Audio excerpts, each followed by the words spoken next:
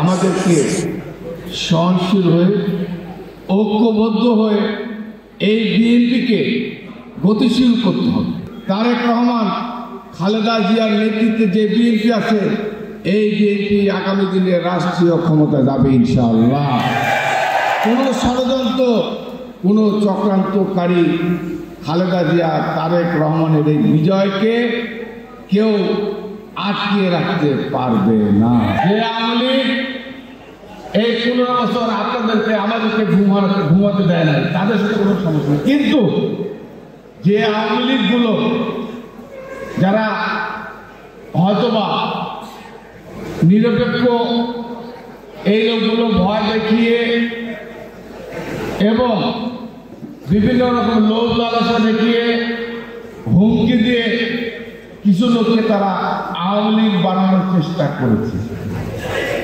কিছু লোক আছে না এরকম গ্রামে? আমরা চাই এই সমস্ত লোক যারা আওয়ামী লীগের সদস্য না, কিন্তু আওয়ামী লীগ ভয় হোক, লোভে হোক, সুযোগ সুবিধার জন্য হোক, এই লোকগুলোকে যদি আপনারা মনে করেন আমাদের ভোট দরকার আছে না, কিন্তু আওয়ামী লীগ তার সদস্য না, আওয়ামী লীগের কোনো পদে নেন, এই লোকগুলোকে যদি আপনারা মনে করেন তাদেরকে সঙ্গে নেওয়ার দরকার আছে, কারণ আমাদের তো ভোটে দিতে হবে নাকি? তাদের একটা ভোট দেওয়ার অধিকার আছে। প্রয়োজন হলে এই ভোটগুলোর কাছে আপনারা যাবেন। সব মশার বিরুদ্ধে সুরক্ষা দিতে এলো বসুন্ধরা এক্সট্রিম অ্যারোসল, মশার বিরুদ্ধে এক্সট্রিম সুরক্ষা।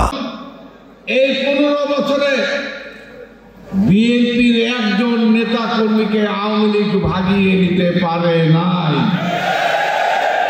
এর থেকে বড় অর্জন কি হতে পারে? এর থেকে বড় অর্জন কি হতে পারে? আমি মৃত্যুর সঙ্গে পাল্টা লড়েছি। ওই সময় অসুস্থ অবস্থায় আমাকে সর্বশেষ 2024 সালে আমি কোর্টে গিয়ে বললাম আমি অসুস্থ, আমি যে কোনো সময় মারা যেতে পারি, আমাকে কিন্তু ক্ষমা করেন। আমাকেও ওই প্রতিকূল অবস্থায়, অসুস্থ অবস্থায় আমাকে জেলখানা দিতে হয়েছে। প্রিয় ভাইরা আমার, আমি আপনাদের কাছে বলতে চাই, প্রিয় ভাইরা আমার, এই বিএনপি হচ্ছে এত নিপীড়ন, নির্যাতন, অত্যাচারের মধ্য দিয়ে নাটোরের বিএনপিকে আপনারা বুকে ধারণ করে বিএনপিকে আপনারা বাঁচিয়ে রেখেছেন। আপনাদের রক্ত, আপনাদের ঋণ এই রুহুল কুদ্দুস তালুকদার গুলো নাটোরের বিএনপির নেতা কর্মী, আপনারা আপনাদের ঋণ আমি রুহুল কুদ্দুস তালুকদার গুলো রক্ত দিয়ে আপনাদের ঋণ আমি শোধ করতে পারবো না।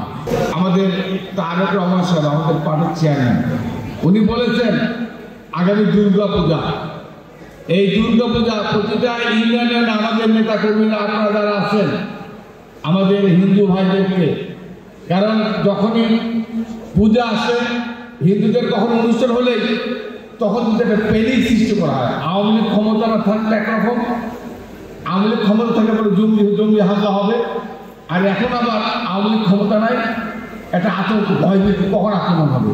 আপনাদের কাছে অনুরোধ, আমাদের গতকালকে আমাদের সিনিয়র নেতারা এখানে ছিল, সবাই তাদেরকে আশ্বস্ত করেছি। আমাদের ইউনিয়ন পর্যায়ে যারা নেতারা আছেন আপনাদের কাছে আমাদের নির্দেশনা, আমাদের জেলা বা কেন্দ্রীয় থেকে যার যার এলাকায় আমাদের হিন্দু ভাইদের যে ধর্ম হিন্দু উৎসব সর্বোত্তমভাবে আপনারা সহযোগিতা করবেন, প্রয়োজন হলে আপনারা নিজেরা পাহারার ব্যবস্থা করবেন।